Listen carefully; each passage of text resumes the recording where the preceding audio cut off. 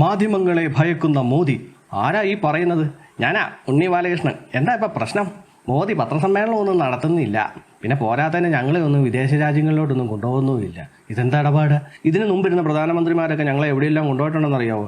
എത്ര വിദേശ രാജ്യങ്ങളിൽ ഞങ്ങൾ ചുറ്റിയടിച്ചിട്ടുണ്ടെന്നറിയോ? എത്ര തരത്തിലുള്ള ആഹാരങ്ങൾ. അതൊക്കെ ഒരു കാലം. പ്രധാനമന്ത്രി നരേന്ദ്രമോദി ഇങ്ങോട്ട് വന്നതിൽ പിന്നെ ഞങ്ങൾക്ക് എങ്ങോട്ടും പോകാൻ സാധിച്ചിട്ടില്ല. ഇവർക്കൊക്കെ വേണ്ടെന്നാണെന്നറിയോ? നരേന്ദ്രമോദി രാവിലെ നേരം വെളുത്ത് പല്ലൊക്കെ തേച്ചുകൊണ്ടിരിക്കുമ്പോഴത്തേക്കും ഒരു ഫോൺ അങ്ങോട്ട് വിളിക്കണം. ഹലോ, ഉണ്ണി ബാലകൃഷ്ണൻ അല്ലേ? അതെ, ഉണ്ണി ബാലകൃഷ്ണനാണ്. അതെ സാർ, ഇന്ന് സൗജന്യമാണോ? ഞാൻ ഉച്ച വരെ സൗജന്യമല്ല, ഉച്ച കഴിഞ്ഞ് സൗജന്യമാവും. ആശ്വാസമായി. എന്നാലേ ഉച്ച കഴിഞ്ഞിട്ട് ഞാൻ ഇറ്റലി വരെ ഒന്ന് പോകുന്നുണ്ട്. നിങ്ങൾക്ക് സൗകര്യം ഉണ്ടാവുമോ എൻ്റെ കൂട്ടത്തിലൊന്ന് വരാനായിട്ട്? ഫാമിലിനെയൊക്കെ കൂട്ടിക്കോ, ഫ്രണ്ട്സ് ആൻഡ് ഫാമിലി എല്ലാം വിളിച്ചോ. നല്ല സൂപ്പർ ഫുഡൊക്കെ ഉണ്ട്, റൈസും ചിക്കനൊക്കെ ഉണ്ട്. എൻ്റെ കൂട്ടത്തിൽ പോയത് നമുക്ക് വിദേശ രാജ്യങ്ങളിലൊക്കെ ഒന്ന് ചുറ്റിയടിച്ചിട്ട് വരാം. പിന്നെന്താ സാറേ, ഞാൻ ഉച്ച കഴിഞ്ഞ് വന്നേക്കാം. ഇതാണെന്ന് തോന്നുന്നു ഇവർക്ക് വേണ്ടെന്നാണ് എനിക്ക് തോന്നുന്നത്. നമുക്കേ ഉണ്ണി ബാലകൃഷ്ണൻ സാർ എന്താണ് ഈ വീഡിയോയിലൂടെ പറയുന്നത് നമുക്കൊന്ന് കേട്ട് നോക്കാം. കഴിഞ്ഞ 12 വർഷമായി അദ്ദേഹം തന്നെയാണ് നമ്മുടെ പ്രധാനമന്ത്രി. ഈ 12 വർഷങ്ങൾക്കിടയിൽ ഒരിക്കൽ പോലും വാർത്താ സമ്മേളനം നടത്താത്ത പ്രധാനമന്ത്രിയാണ് നരേന്ദ്രമോദി. 12 വർഷമായിട്ട് നരേന്ദ്രമോദി പത്രസമ്മേളനം നടത്തിയിട്ടേ ഇല്ലെന്ന്. അതിന്റെ ഗുണം രാജ്യത്ത് കാണാനുണ്ട്. അല്ലാതെ പത്രസമ്മേളനം നടത്തിക്കൊണ്ടിരുന്നിട്ട് കാര്യമൊന്നുമില്ലല്ലോ. അത് അന്താരാഷ്ട്ര രംഗത്ത് ചർച്ചയായിരിക്കുകയാണ്. നമ്മുടെ ജനാധിപത്യത്തെക്കുറിച്ച് ലോകം ഇപ്പോൾ ആശങ്കപ്പെടുകയാണ്. വിദേശ രാജ്യങ്ങളെല്ലാം ഭയങ്കര ചർച്ചയിലാണ് കേട്ടോ. നരേന്ദ്രമോദി പത്രസമ്മേളനം നടത്തുന്നില്ല എന്നുള്ളതാണ് അവരുടെ പ്രധാനപ്പെട്ട ചർച്ച കേട്ടോ. സാധാരണഗതിയിൽ പ്രധാനമന്ത്രിമാർ വിദേശ പര്യടനം നടത്തുമ്പോൾ മാധ്യമപ്രവർത്തകരെയും കൂട്ടത്തിൽ കൊണ്ടുപോകാറുണ്ട്.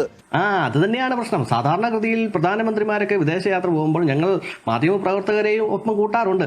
എന്താണെന്നറിയത്തില്ല, പ്രധാനമന്ത്രി നരേന്ദ്രമോദി വന്നതിൽ പിന്നെ ഞങ്ങളെ അങ്ങോട്ട് കൊണ്ടുപോകുന്നില്ല. എന്തിനാണ് പ്രധാനമന്ത്രിമാർ വിദേശത്തേക്ക് പോകുമ്പോൾ മാധ്യമപ്രവർത്തകരെയും കൂടെ കൊണ്ടുപോകുന്നത്? സർക്കാർ എല്ലാ സന്ദർശനങ്ങളെയും അവരുടെ നേട്ടമായിട്ടാണ് അവതരിപ്പിക്കുക. എന്നാൽ മാധ്യമങ്ങൾ അങ്ങനെയല്ല കേട്ടോ. അവർ അതിനെ ക്രിട്ടിക്കലായി വിലയിരുത്തും. എന്നിട്ട് ജനങ്ങളോട് തങ്ങളുടെ മാധ്യമങ്ങളിലൂടെ വസ്തുതകൾ അറിയിക്കുകയും ചെയ്യും. മാധ്യമങ്ങൾ കൂടുതൽ ചെല്ലുവാണെങ്കിൽ അതിനെ ക്രിട്ടിക്കലായിട്ട് വിലയിരുത്തും, എന്നിട്ട് വസ്തുതകൾ ജനങ്ങളെ അറിയിക്കുമെന്ന്. അയ്യോ, നമ്മൾ കുറേ നാളായിട്ട് കാണുന്നുണ്ട് കേട്ടോ വസ്തുതാപരമായിട്ടുള്ള വാർത്തകളും മറ്റുമൊക്കെ. അവിടെ കേൾക്കട്ടെ, ബാക്കി കേൾക്കാം. എന്തുകൊണ്ടാണ് പ്രധാനമന്ത്രി നരേന്ദ്രമോദി മാധ്യമങ്ങളെ കാണാത്തത് എന്ന് അതിന് വിചിത്രമായൊരു മറുപടിയാണ് കേട്ടോ വിദേശകാര്യ വക്താവ് നൽകിയത്. ഇന്ത്യയിലെ ജനങ്ങളിൽ ഭൂരിഭാഗവും ഗ്രാമീണരായ സാധാരണക്കാരാണ്. അവരോട് നേരിട്ട് സംസാരിക്കാനാണ് പ്രധാനമന്ത്രി ആഗ്രഹിക്കുന്നത്. അതിന് ഏതെങ്കിലും ഇടനിലക്കാരുടെ ആവശ്യം അദ്ദേഹത്തിനില്ല. ഇതായിരുന്നു മറുപടി. എങ്ങനെയുണ്ട്? ശരിയല്ലേ പറഞ്ഞേ? ജനങ്ങളെ കാര്യങ്ങൾ ബോധ്യപ്പെടുത്തിയാൽ പോരെ. പണ്ടത്തെ കാലമൊന്നും അല്ലല്ലോ. പണ്ടൊക്കെ എന്ന് പറഞ്ഞു കഴിഞ്ഞാൽ ഈ മാധ്യമങ്ങളോട് കാര്യങ്ങൾ പറയണം, മാധ്യമങ്ങൾ അവതരിപ്പിക്കുന്നതൊക്കെ ഉള്ളൂ നമ്മൾ അറിയുന്നുള്ളൂ. ഈ പ്രമുഖ മാധ്യമങ്ങളെ ഇവർ പറയുന്നത് മാത്രമാണ് നമ്മൾ അറിയുന്നത്. ഇവർ പറയുന്നതേ നമുക്ക് വിശ്വസിക്കാനായിട്ടുള്ള മാർഗ്ഗമുള്ളൂ. ഇന്നത്തെ കാലഘട്ടം മാറിപ്പോൾ. ഇതിപ്പോൾ സോഷ്യൽ മീഡിയയുടെ കാലഘട്ടമാണ്, ഇന്റർനെറ്റ് യുഗമാണ്. എന്തൊക്കെ എവിടെ ഇപ്പോൾ അമേരിക്കയിൽ നടന്ന വാർത്ത പോലും നമുക്ക് സെക്കൻഡുകൾക്കുള്ളിൽ നമുക്ക് നമ്മുടെ ഈ കൊച്ചു മൊബൈൽ ഫോണിൽ കിട്ടും.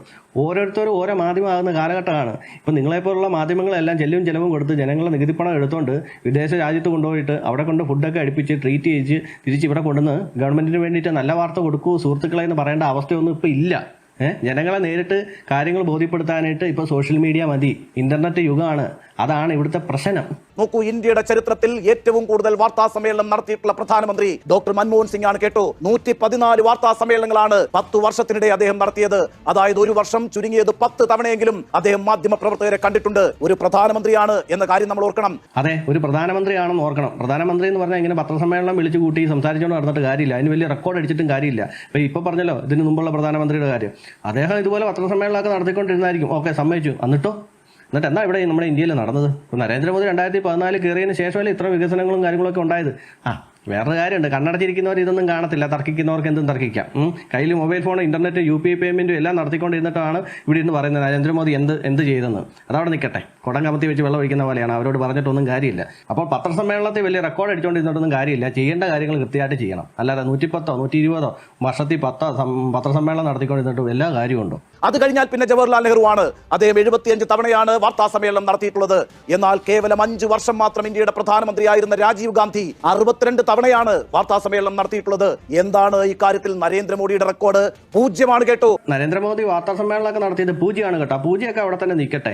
പക്ഷേ നമ്മുടെ പ്രധാനമന്ത്രി മറ്റൊരു രാജ്യത്ത് എന്ന് കഴിയുമ്പോഴത്തേക്കുള്ള അതിന്റെ ഒരു പവർ എന്താണെന്നറിയോ? അവിടെ 0 മാർക്കല്ല. മനസ്സിലായോ? ഇതിന് മുമ്പുള്ള പ്രധാനമന്ത്രിമാരൊക്കെ ഓരോ സ്ഥലങ്ങളിൽ ചെല്ലുമ്പോൾ ആ പ്രധാനമന്ത്രി തന്നെയാണോ മുമ്പിൽ നിന്ന് സംസാരിക്കുന്നത്, അതോ വേറെ ആരെങ്കിലും ആണോ മുമ്പിൽ കയറി നിൽക്കുന്നതെന്ന് ഒന്ന് ആലോചിച്ച് നോക്ക് കേട്ടോ. നമ്മുടെ തൊട്ടടുത്ത രാജ്യങ്ങളാണല്ലോ നേപ്പാളും ശ്രീലങ്കയും പാകിസ്ഥാനും ഒക്കെ. ഈ രാജ്യങ്ങളെല്ലാം വികസനത്തിന്റെ കാര്യത്തിൽ നമ്മളെക്കാൾ വളരെ പിന്നിലുമാണല്ലോ. പക്ഷേ മാധ്യമ സ്വാതന്ത്ര്യത്തിന്റെ കാര്യത്തിൽ അവരെല്ലാം നമ്മളെക്കാൾ മുന്നിലാണ്. എന്തിനേറെ മതരാഷ്ട്രങ്ങളായ പാകിസ്ഥാനും ബംഗ്ലാദേശും പോലും നമ്മളെക്കാൾ മുന്നിലാണ്. പറഞ്ഞ എന്തായാലും എനിക്ക് ഇഷ്ടപ്പെട്ടു. മതരാജ്യങ്ങളായിട്ടുള്ള പാകിസ്ഥാനും ബംഗ്ലാദേശും വരെ മാധ്യമ സ്വാതന്ത്ര്യത്തിൽ വളരെ മുൻപന്തിയിലാണ്. പക്ഷെ വികസനത്തിന്റെ കാര്യത്തിൽ അവർ ഇച്ചിരി താഴെയാണെന്ന്. അത് കലക്കി. നമുക്ക് മാധ്യമ സ്വാതന്ത്ര്യം ഇച്ചിരി കുറഞ്ഞാലും വേണ്ടില്ല, നമുക്ക് വികസനം മതിയേ.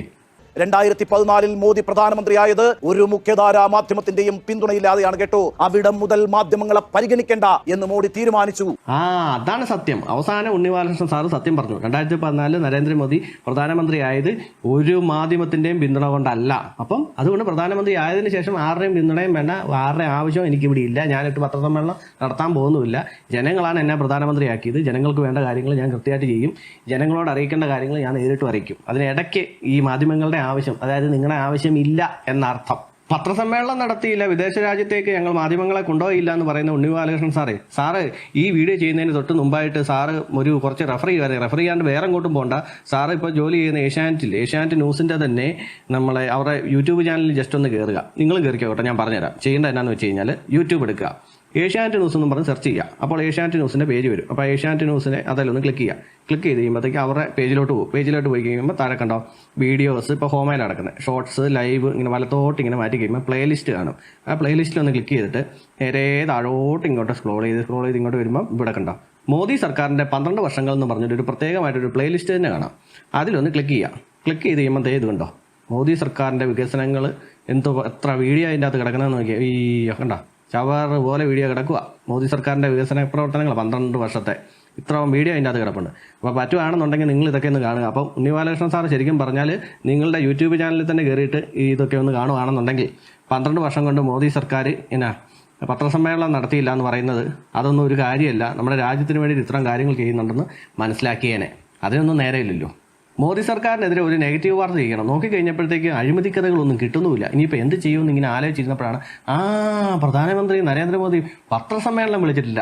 നല്ലൊരു സൂപ്പർ നെഗറ്റീവ് അടിച്ചേക്കാന്ന് പറഞ്ഞുകൊണ്ട് കയറി അടിച്ചതാ. പിന്നെ വേറൊരു കാര്യമുണ്ടേ, ഇത് തന്നെയാണ് സുരേഷ് ഗോപിക്കെതിരെ ഇവിടെ നടക്കുന്നത്. അതായത് സുരേഷ് ഗോപിക്കെതിരെ പറയാണ്ട് വേറെ ഒന്നും കിട്ടുന്നില്ല. ഒന്നും കിട്ടാത്തപ്പോഴത്തേക്ക് പപ്പടം പൊടിച്ചേ, സാനിറ്റൈസർ ഇട്ട് കൈ കഴുകിയേ, മറ്റേതാണേ മറിച്ചാണേന്ന് പറഞ്ഞ് ഇമാതിരിയുള്ള വാർത്തകളും മറ്റുമൊക്കെയാണ്. അതാണ് മാധ്യമ പ്രവർത്തനം എന്ന് പറയാം. അപ്പം നിങ്ങളെയൊക്കെ എങ്ങനെ അടുപ്പിക്കുമെന്ന് പറ, നിങ്ങൾ തന്നെ പറ. 2014 നരേന്ദ്രമോദി അധികാരത്തിൽ വന്നതിന് ശേഷം ഇന്ത്യയിൽ എന്തുമാത്രം വികസന പ്രവർത്തനങ്ങൾ നടന്നിട്ടുണ്ട്. അത് കണ്ണടക്കി ഇരുട്ടാക്കുന്നവരോടൊന്നും പ്രത്യേകിച്ച് പറഞ്ഞിട്ട് കാര്യമില്ല. അതായത് കയ്യിൽ ഫോണും വെച്ചോണ്ടാണ്. പണ്ട് കടകളിലൊക്കെ ചെന്നിട്ടേ കുറച്ച് സാധനങ്ങൾ മേടിച്ചിട്ട് എത്ര രൂപയായി ചേട്ടാ? 48 രൂപയായി. ആണോ, എന്നാ ചേട്ടാ 50 രൂപ. അയ്യോ ചില്ലറയില്ലല്ലോ മോനെ, ഒരു 3 രൂപ എടുക്കാൻ കാണുമോ? ഇല്ല ചേട്ടാ എൻ്റെ കയ്യിൽ 3 രൂപ ഇല്ല. ആണോ, എന്നാൽ ഒരു കാര്യം ചെയ്യും, 2 രൂപ ഞാൻ പിന്നെ തരാം, അല്ല ഒരു കാര്യം ചെയ്യും 2 മുട്ടായി എടുത്തോ എന്ന് പറഞ്ഞൊരു കാലഘട്ടം ഉണ്ടായിരുന്നു. ഇപ്പം അങ്ങനെയല്ലല്ലോ. ഇപ്പം 48 രൂപയായി ചേട്ടാ, എന്നാ പിടിച്ച ചേട്ടാ, സ്കാൻ ചെയ്യുന്നു, ഇങ്ങോട്ട് പിടിച്ചിട്ട് ഒറ്റ ഞെക്ക് 48 രൂപ ഫോൺ പേ ക്രെഡിറ്റ് ആയിട്ടുണ്ടേ, നന്ദിയുണ്ടേ. ആ ഒരു കാലഘട്ടത്തിലെത്തി UPI പേയ്മെന്റ് എന്ന് പറഞ്ഞാൽ. വിദേശ രാജ്യങ്ങളിൽ നിന്ന് വന്നിട്ട് UPI പേയ്മെന്റ് നമ്മുടെ ഇന്ത്യയിൽ ഇത് കണ്ടു കഴിഞ്ഞപ്പോൾ അവർ വരെ അതിശയിച്ച് പോയിട്ടുണ്ട്. പക്ഷേ ഇവിടെ ചില ആൾക്കാർക്ക് അതിനൊന്നും വിലയില്ല. പിന്നെ നമ്മുടെ പഴയ ഇന്ത്യയിലെ റോഡ് ഗതാഗതങ്ങളൊക്കെയാണോ, നാഷണൽ ഹൈവേ ഒന്ന് നോക്കി, 6 വരി പാത 4 വരി പാത എന്നൊക്കെ പറഞ്ഞുകൊണ്ട് എന്തുമാത്രം വികസന പ്രവർത്തനങ്ങൾ ഇവിടെ നടക്കുന്നത് നോക്കി. പിന്നെ അതുപോലെ തന്നെ റെയിൽവേ എന്ന് പറഞ്ഞു കഴിഞ്ഞാൽ പണ്ട് എങ്ങനെയായിരുന്നു, റെയിൽവേ ട്രാക്കിൽ കൂടെ നടക്കാൻ മേലെന്ന്, അതുപോലെ കഷ്ണങ്ങളായിരുന്നു ഇവിടെ കിടന്നുകൊണ്ടിരുന്നത്. ഇപ്പോഴോ, ഇപ്പം അങ്ങനെ ഉണ്ടോ? പിന്നെ ചിലർക്ക് പറയുമായിരിക്കും ചില ട്രെയിനുണ്ട് അതിനകത്ത് കയറാൻ മേല, നാറിയിട്ട് എടുക്കാൻ മേലെന്നൊക്കെ പറയും. ഓക്കെ, അംഗീകരിക്കുന്നു. പക്ഷെ പണ്ട് അങ്ങനെയല്ലായിരുന്നല്ലോ. പണ്ട് ഏത് ട്രെയിനെ കയറിയാലും ഇതല്ലായിരുന്നു അവസ്ഥ. ഇപ്പോഴോ? പിന്നെ വന്ദേ ഭാരത് എന്ന് പറഞ്ഞ ലക്ഷറി ട്രെയിനുകൾ വന്നു. ആ ട്രെയിനുകൾ ഇവിടെ വന്നു കഴിഞ്ഞപ്പോഴത്തേക്ക് നമ്മുടെ കേരളത്തിൽ തന്നെ എന്തായിരുന്നു ബഹളം, എന്തുമാത്രം ആൾക്കാരായിരുന്നു അതിന് വീഡിയോ എടുക്കാനും മറ്റുമൊക്കെ ട്രെയിനുകളിൽ കയറി പറ്റിയത്. ഫുഡിന്റെ റിവ്യൂ, ട്രെയിനിന്റെ റിവ്യൂ ഓർക്കുന്നില്ലേ? ഇപ്പോഴും അത് കിടന്ന് ഓടുന്നുണ്ട്. ഇപ്പോൾ ഇഷ്ടം പോലെ ഇനിയും വന്നുകൊണ്ടിരിക്കുക. അപ്പോൾ അതുപോലെ മാറ്റം വരുന്നുണ്ട്. ഇനി ഹൈഡ്രജനിൽ ഓടുന്ന ട്രെയിൻ വരാൻ പോകുന്നു. എന്തെല്ലാം മാറ്റങ്ങളാണ് ഇന്ത്യയിൽ വരുന്നത്. ഇതൊക്കെ 2014 ശേഷമാണ് ഇവിടെ വന്നിരിക്കുന്നത്. അതിന് മുമ്പ് എങ്ങനെയായിരുന്നു ഒന്ന് ആലോചിച്ച് നോക്ക്. പിന്നെ എത്രയോ വിദേശ കമ്പനികളാണ് നമ്മുടെ ഇന്ത്യയിൽ വന്ന് നിക്ഷേപം നടത്തിയത്. എത്രയോ വാഹന നിർമ്മാതാക്കൾ, എത്രയോ മൊബൈൽ നിർമ്മാതാക്കൾ. നമ്മുടെ കേരളത്തിൽ ഇങ്ങനെ വ്യവസായ സംരംഭങ്ങളും മറ്റൊന്നും വരാത്തതേ അത് നമ്മുടെ സംസ്ഥാന സർക്കാരിന്റെ പിടിപ്പുകേടാ. അപ്പോൾ നമ്മളിവിടെ ഇരുന്നുകൊണ്ട് ഇതൊന്നും നമ്മൾ കാണത്തില്ല, അതുകൊണ്ട് ഇല്ലെന്ന് പറയില്ല. മറ്റ് സംസ്ഥാനങ്ങളിൽ ഇഷ്ടംപോലെ ഇതുപോലെ വ്യവസായ സംരംഭങ്ങളും ഒക്കെ വരുന്നുമുണ്ട്. പിന്നെ പ്രതിരോധ മേഖലയിലെ കാര്യം പറയാനായിട്ടാണെങ്കിൽ ഒരുപാട് പറയാനുണ്ട്. എന്നാലും സിമ്പിളായിട്ടൊരു കാര്യം പറയാം. S-400 കുറിച്ച് ഓർക്കുന്നുണ്ടോ? പാകിസ്ഥാൻ നമ്മളെ ഇങ്ങോട്ട് കയറി ആക്രമിച്ച് കഴിഞ്ഞപ്പോൾ അവരുടെ ഡ്രോണും മിസൈലും ഒക്കെ ആകാശത്ത് വെച്ച് അടിച്ചു കളഞ്ഞൊരു സാധനം S-400 പ്രതിരോധ മേഖലയിൽ അതുപോലെ കാര്യങ്ങൾ ചെയ്യുന്നുണ്ട്. ഇതിന് മുമ്പ് എങ്ങനെയായിരുന്നു? അപ്പോൾ ഇതൊക്കെ എങ്ങനെയാണ് ചെയ്യാൻ സാധിക്കുന്നത്? മറ്റ് രാജ്യങ്ങളുമായിട്ടുള്ള നയതന്ത്ര ബന്ധങ്ങൾ മൂലം. അല്ലാതെ പത്രസമ്മേളനം എന്നും പറഞ്ഞുകൊണ്ട് നമ്മുടെ ഭാരതത്തിൽ തന്നെ ഇങ്ങനെ കുത്തിയിരുന്നോണ്ടിരുന്നിട്ടൊന്നും പ്രത്യേകിച്ച് കാര്യമില്ല. അപ്പോൾ ചിലപ്പോൾ റെക്കോർഡ് അടിക്കാൻ പറ്റുമായിരിക്കും. 100 പത്രസമ്മേളനം നടത്തി, 20 പത്രസമ്മേളനം നടത്തി എന്നൊക്കെ പറഞ്ഞുകൊണ്ട് റെക്കോർഡ് ഇടാൻ പറ്റും. അതുകൊണ്ട് വല്ല കാര്യമുണ്ടോ?